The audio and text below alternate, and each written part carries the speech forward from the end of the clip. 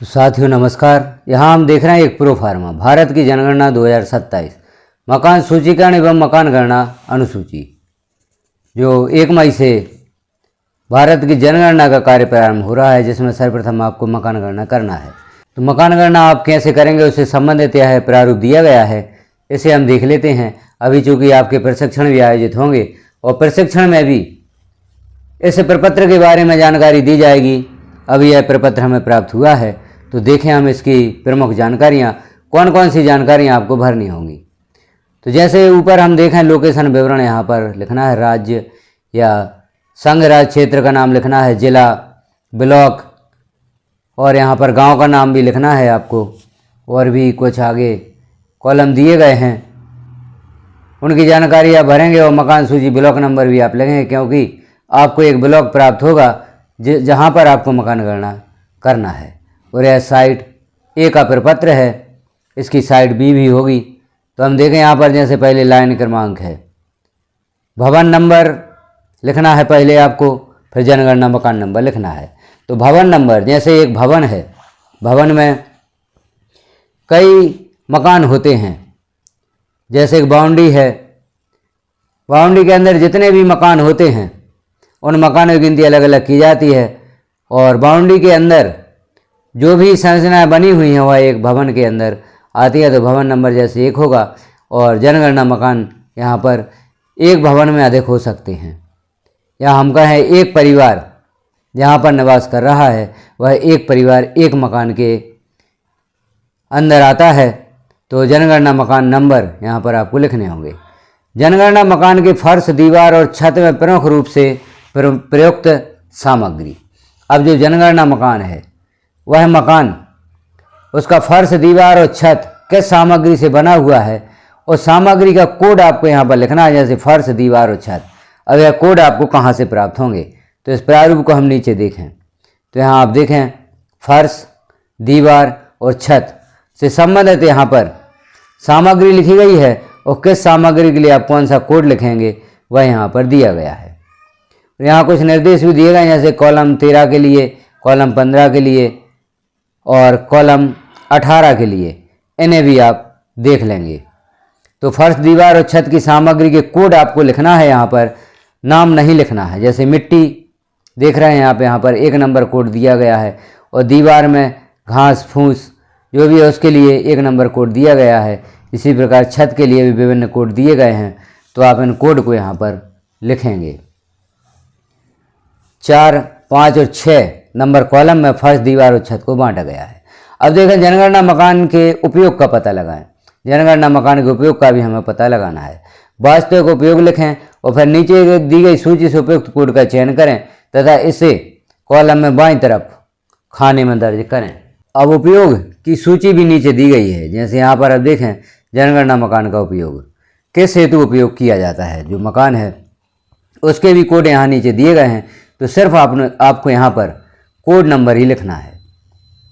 अगला कॉलम है,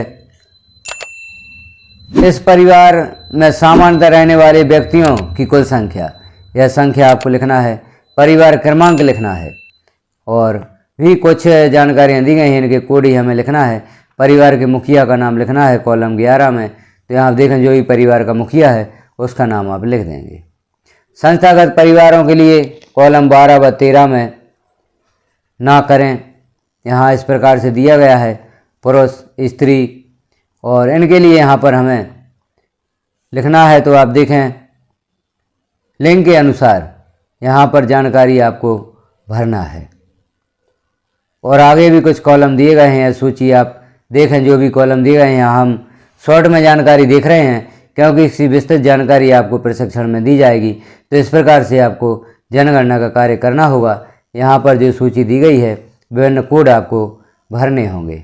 और अंत में हम देख रहे हैं जैसे मोबाइल नंबर, केवल जनगणना संबंधी संपर्क के लिए यहाँ पर मोबाइल नंबर भी लिखना होगा। तो इस प्रकार से यह प्रपत्र आपको प्राप्त होगा। जो आप जनगणना करेंगे या मकान गणना करेंगे उसके लिए यह कोड दिए गए हैं। तो आप कॉलम देखते जाएं और जो भी कोड यहाँ पर उचित है उस कोड को आपको भरना होगा। तो इस प्रकार से यह कार्य हम देखें तो एक प्रकार से किसी प्रकार से कठिन तो नहीं है, लेकिन कठिन हो भी सकता है यदि आप सावधानीपूर्वक काम नहीं करते। नीचे हम देखें जैसे और कौन कौन से कोड आपको भरने होंगे। पेयजल का मुख्य स्रोत क्या है, शौचालय का प्रकार, फ्लश या और भी जो आगे लिखा गया है इसमें पोर फ्लश शौचालय, रसोई घर और एलपीजी या पीएनजी गैस कनेक्शन की उपलब्धता, खाना पकाने के लिए प्रयुक्त मुख्य ईंधन, टेलीफोन और मोबाइल फ़ोन या स्मार्टफोन क्या है उसकी जानकारी आप देंगे। साइकिल और स्कूटर, मोटरसाइकिल, मोपेड, इनकी जानकारी भी यहाँ पर कोड के माध्यम से आप लिखेंगे। यहाँ दर्शाए अनुसार अंकों का ही प्रयोग करें। यहाँ पर जो अंक दिए गए हैं इन्हीं अंकों का हमें प्रयोग करना है जब आप कोड लिखेंगे। दिनांक सहित प्रगणक के हस्ताक्षर और दिनांक सहित पर्यवेक्षक के हस्ताक्षर यहाँ पर होंगे। तो यह सूची आपको तैयार करनी होगी। यह कार्य आपको ऑनलाइन भी करना होगा। पहले आप सूची तैयार करेंगे, उसके पश्चात इस कार्य को ऑनलाइन करेंगे। तो इस प्रकार से यहाँ पर हमने शॉर्ट में जानकारी देखी कि जो मकान गणना आप करेंगे उसके लिए प्रारूप क्या होगा। तो आप भी इस प्रारूप को देखें और इसकी पीडीएफ भी प्राप्त करना चाहते हैं तो हमारे ग्रुप की लिंक वीडियो की डिस्क्रिप्शन में दी गई है। ग्रुप को ज्वाइन करके आप इसकी पीडीएफ भी प्राप्त कर सकते हैं यदि आपको प्राप्त नहीं हुई है। और भी मकान सूचीकरण या मकान गणना में जो भी कार्य आगे होंगे उनकी जानकारी भी आपको विस्तृत रूप से क्रमशः दी जाएगी जब हमारा कार्य प्रारंभ हो जाता है। तो पहले आप प्रशिक्षण लें। प्रशिक्षण के पश्चात जैसे ही 1 मई से यह कार्य प्रारंभ होता है, जहाँ जहाँ भी आपको कठिनाई आएंगी उन कठिनाइयों का निराकरण भी यहाँ पर देने का प्रयास किया जाएगा। आप कठिनाइयों से संबंध कमेंट करेंगे और हम मिलकर उनका समाधान यहाँ पर ढूंढेंगे और आपको देने का प्रयास करेंगे। आपके पास जो जानकारियाँ होंगी आप हमें देंगे, हमारे पास जो जानकारियाँ होंगी वो हम आपको देंगे। तो मिलकर हमें जनगणना का कार्य करना है, मकान गणना का कार्य करना है। तो यह जानकारी आपको कैसी लगी कमेंट में एक बार अवश्य बताएं। हमारे साथ बने रहें आगे की जानकारियों के लिए।